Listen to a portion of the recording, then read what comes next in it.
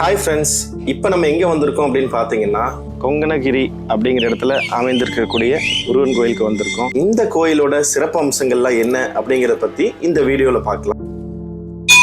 இந்த கோயிலில் பார்த்தீங்கன்னாங்க முருகப்பெருமான் வள்ளி மற்றும் தெய்வானையோட சேர்ந்து காட்சி அளிக்கிறாருங்க. நம்ம கோயிலோட வாயு மூலையில வெங்கடேச பெருமான் வீட்டு இருக்காருங்க. மருமகனும் மாமனாரும் சேர்ந்து பக்தர்களுக்கு அருள் பாலிக்கிறது அப்படிங்கிறது இந்த கோயிலோட மிகப்பெரிய ஒரு சிறப்பம்சம்ங்க. நம்ம கோயிலோட ரொம்ப முக்கியமான சிறப்பம்சம்னு ஒன்று இருக்குங்க.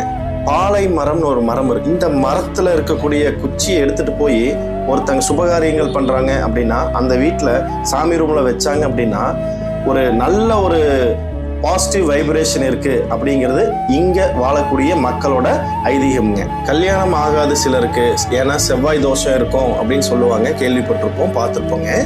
நம்ம கோயில் செவ்வாய் தோஷத்துக்கு பரிகாரம் செய்யக்கூடிய ஒரு ஸ்தலமாகவும் விளங்குதுங்க.